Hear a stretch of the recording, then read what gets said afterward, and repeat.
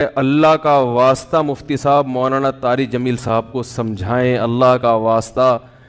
کسی نے میسج بھیجا، میں ان کے بیانات بہت شوق سے سنتا تھا، اب میں ان سے بھی گیا، انہوں نے ایسا بیان دیا ہے کہ اب مجھے ان سے نفرت ہو گئی ہے۔ کوئی منافق کہہ رہا ہے، کوئی یہودی کہہ رہا ہے، ایسے ایسے برے برے فحش القابات سے نوازا جا رہا ہے کہ الامان والحفیظ۔ تو میری کوئی اوقات نہیں ہے کہ میں وکیل بن کے کسی کی حمایت یا مخالفت کروں، میں کوئی اتنا بڑا آدمی نہیں ہوں، یہ تو بڑے علماء کا کام ہے۔ لیکن بڑے علماء ہی کے کہنے پر چند الفاظ، چند گزارشات آپ کے سامنے پیش کر رہا ہوں، آپ کی سمجھ میں آئے مان لیں، نہیں آئے تو میرے خلاف بھی ایک پورا کلپ اور فیس بک پر، کیونکہ ان کی تو پھر بھی اتنی عزت ہے، جب ان کا خیال نہیں کیا تو ہم کس کھیت کی مولی ہیں۔ مجھے کسی نے آج کہا کہ آپ بھی کچھ بات کریں، میں نے کہا جتنی توپوں کا رخ ان کی طرف ہے نا، اس سے 4 گنا زیادہ توپوں کا رخ میری طرف ہو جائے گا، کیونکہ ان کی تو ایک شخصیت ہے، ایک بڑے بزرگوں میں ان کا شمار ہوتا ہے، ہماری کیا اوقات ان کے سامنے۔ لیکن یہ کہ جب بڑے حضرات ہیں، کچھ ہمارے ہی بڑوں میں سے ہیں، علماء ہیں، جنہوں نے باقاعدہ آرڈر کیا ہے کہ کوئی بات جو ہے نا لوگوں کے سامنے، لوگوں کو گائیڈنس کی ضرورت ہے اس معاملے میں، تاکہ لوگ افراط و تفرید کا شکار نہ ہوں، تو پھر میں کچھ جسارت کر رہا ہوں چند الفاظ آپ کے سامنے پیش کرنے۔ پہلی بات یہ ہے کہ مولانا طاری جمیل صاحب ایک صاحب رائے آدمی ہیں، ان کو اپنی رائے بیان کرنے کا پورا حق حاصل ہے، اس پر دنیا میں کوئی بھی پابندی، اس رائے بیان کرنے پر پابندی نہیں لگا سکتا۔ آپ کو اپنا ظرف تھوڑا سا وسیع کرنا چاہیے کہ آپ اپنے سیاسی لیڈروں کی پالیسی کے خلاف، آپ کے سیاسی لیڈروں کی پالیسی کے خلاف اگر کوئی چل رہا ہے تو آپ کے اندر اتنا ظرف ہونا چاہیے کہ آپ اس کو برداشت کرو۔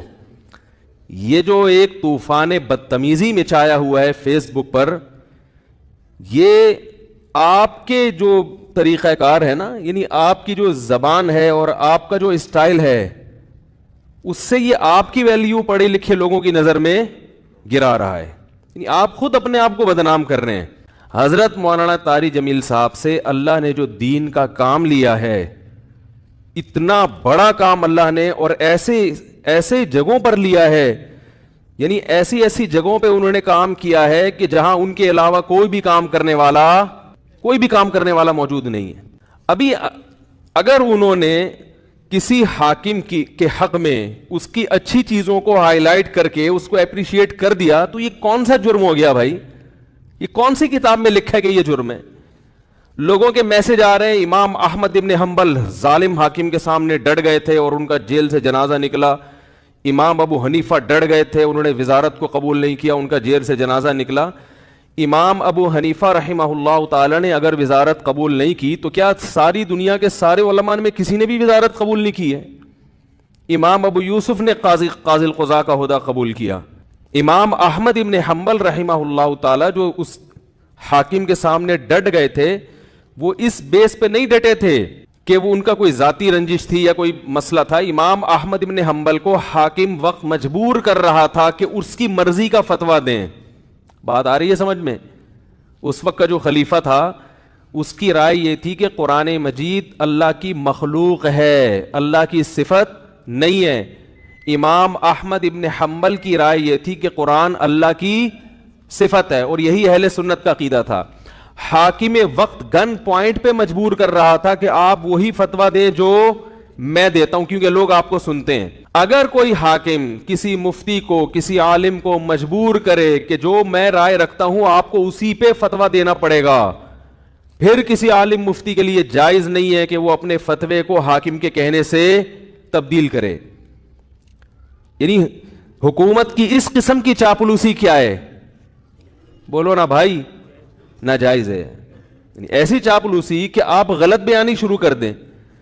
حضرت مولانا طاری جمیل صاحب نے یہ جو کلپ ہے جس میں عمران خان کی حمایت کی ہے انہوں نے، میں نے بار بار سنا اس کلپ کو، اس میں کہیں بھی ایسا نہیں ہے کہ کسی غلط بات میں عمران خان کی انہوں نے کیا کی ہو۔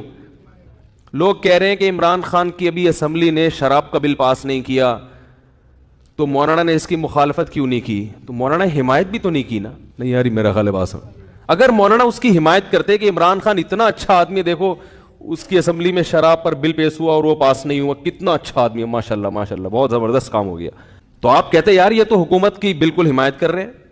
رہا یہ مسئلہ, ممکن ہے آپ یہ کہہ سکتے ہیں, پہلی بات تو میں ایک بات بتا دوں, مولانا طارق جمیل صاحب نے جو عمران خان کی حمایت کی ہے تو یہ پی ٹی آئی کی حمایت نہیں ہے, نہ پی ٹی آئی کی حمایت ہے نہ پی ٹی آئی کی مخالفت ہے. مولانا ان چیزوں میں نہیں پڑتے اور اب تک انہوں نے اپنا دامن ان چیزوں سے بچا کے رکھا ہوا ہے.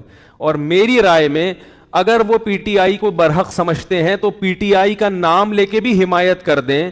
تو اگر آپ کو اس سے اختلاف ہے تو آپ ایک کلپ بنا دو کہ بھائی مولانا جو حمایت کر رہے ہیں ہمیں اس سے اتفاق نہیں ہے, اور مولانا کے جو دلائل ہیں ہم ان دلائل کو تسلیم نہیں کرتے اور اس کے غلط ہونے کے یہ دلائل ہیں, بات ختم ہو جائے گی. نہیں یار میرا خیال ہے بات سمجھ بھائی, اگر وہ پی ٹی آئی کی صراحتاً حمایت کریں نا مولانا طارق جمیل صاحب, ان کا حق ہے حمایت کر سکتے ہیں, وہ عالم دین ہے, ان کی ایک سوچ ہے, ان کا ایک تجربہ ہے, ان کا ایک, اور حکمرانوں کے ساتھ اٹھے بیٹھے ہیں وہ. میں اور آپ اتنا قریب نہیں ہے جتنا قریب وہ رہے ہیں, تو ان کو زیادہ پتا ہوگا, ہم اور آپ کو زیادہ نہیں پتا. وہ ایک رائے رکھتے ہیں, اگر وہ صراحتاً بھی کہہ دیتے کہ پی ٹی آئی کو ووٹ دو, میں یہ سمجھتا ہوں کہ پی ٹی آئی بہتر ہے, اگر آپ مسلم لیگ کے ہیں تو آپ ایک کلپ بنا دیں کہ مولانا کی رائے سے ہم اتفاق, بولو بھائی, نہیں کرتے. مولانا جو یہ دلائل دیے, ہم یہ دلائل پر ہمیں اعتراضات ہیں اور یہ اعتراضات ہیں, بات ختم ہو جاتی. منافق اور حکومت کا پٹھو, مجھے تو وہ الفاظ کہتے ہوئے شرم آ رہی ہے. یہ کون سا طریقہ ہے بھائی؟ رائے کی آزادی کا ہر ایک کو حق حاصل ہے. تو میں کہتا ہوں اگر وہ صراحتاً بھی حمایت کر دیتے, آپ ان کی مخالفت پر ایک کلپ جاری کر دیتے کہ ہم ان سے اتفاق نہیں کرتے, ختم ہو جاتی بات. جبکہ انہوں نے پی ٹی آئی کی حمایت نہیں کی ہے, انہوں نے عمران خان کی اگر حمایت کی ہے تو اس لیے نہیں کہ وہ پی ٹی آئی کا سربراہ ہے, اس لیے کہ وہ ملک کا سربراہ ہے. بات آ رہی ہے سمجھ میں؟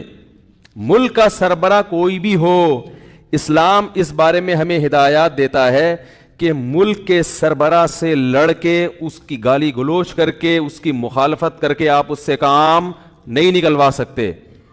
اسلام میں حکم ہے ملک کے سربراہ کی اطاعت کا, فرما برداری کا, اس کی تعظیم کا, اس کی عزت اور اس کے احترام کا. ہمارے اکابر کی تاریخ ہے یہ. امام احمد ابن حنبل کا جو حاکم وقت سے جھگڑا ہوا تھا, وہ حاکم نے زبردستی گن پوائنٹ پہ اپنی مرضی کا فتویٰ ان سے اگلوانے کا کہا تھا. یہ زیادتی ہو گئی تھی. اس کے باوجود امام احمد بن حنبل کے پاس لوگ آئے اور انہوں نے کہا کہ ہم, آپ قوم کو جمع کریں, ہم اس حاکم کی ایسی کی تیسی کر دیتے ہیں. آپ تاریخ اٹھا کے دیکھیں, امام احمد بن حنبل نے اس کام سے لوگوں کو منع کیا. تو مولانا طارق جمیل صاحب نے جو عمران خان کی حمایت کی, عمران خان جو اچھے کام کر رہا ہے مولانا کی نظر میں, مولانا نے ان اچھے کاموں میں کیا کیا ہے, لوگوں کو ترغیب دی ہے کہ اس میں عمران خان کا ساتھ دیں. اور میں بھی یہی کہتا ہوں, اور صرف عمران خان کے بارے میں نہیں کہتا, اگر نواز شریف کی حکومت ہوتی اور وہ کچھ اچھے کام کر رہا ہوتا تو میں بھی یہ کہتا کہ اس معاملے میں آپ کس کی حمایت کریں, نواز شریف کی حمایت کریں. زرداری بھی اگر کوئی اچھے کام کرے گا تو ہم ببانگے دوہل یہ کہیں گے کہ اس کام میں آپ کس کی حمایت کریں. وہ الگ بات ہے, اس بیچارے نے, یعنی اس میں ابھی تک اختلاف ہے کہ کوئی ایسا کام کیا بھی ہے کہ جس کو اچھا کہا جا سکے کہ نہیں, اس میں اختلاف ہے. کچھ کہتے ہیں کہا ہے کیا, کچھ کہتے ہیں نہیں کیا. تو کوئی بھی کرے گا. اس سے پہلے مولانا طارق جمیل صاحب نواز شریف سے بھی ملتے رہے, مسلم لیگ کے صدر سے, اور جتنے بھی سیاسی لوگ آئے ہیں, جتنے بھی حکمران آئے ہیں, مولانا ان کے ساتھ ہمیشہ اچھا سلوک, بولو بھائی, کرتے رہے. کیوں کرتے رہے یہ میں ابھی آ رہا ہوں اس پر, کیونکہ اس کو لوگ کہتے ہیں یہ تو حکومت کے چاپلوسی اور مکھن لگانے والی پالیسی ہے. علماء حق کا تو یہ کردار نہیں ہونا چاہیے. علماء حق کا حکومت کے ساتھ کیا کردار ہونا چاہیے اس پہ میں ابھی آ رہا ہوں. پہلے میں اس بات کو ذرا کلیئر کر دوں کہ مولانا نے پی ٹی آئی کی حمایت نہیں کی ہے, مولانا نے پاکستان کے وزیر اعظم کی حمایت کی ہے. اور اس حمایت کی وجہ کیا ہے؟ آپ کہہ سکتے ہیں اس قسم کی حمایت سابق حکمرانوں میں سے تو کسی کی بھی نہیں کی. تو عمران خان کے کون سے ایسے سرخاب کے پر لگے ہوئے ہیں کہ ایک طرف سیاسی لیڈر اس کو یہودی ایجنٹ کہہ رہے ہیں, ایک طرف اس کو یہ کہہ رہے ہیں, ایک طرف اس کو وہ کہہ رہے ہیں, اور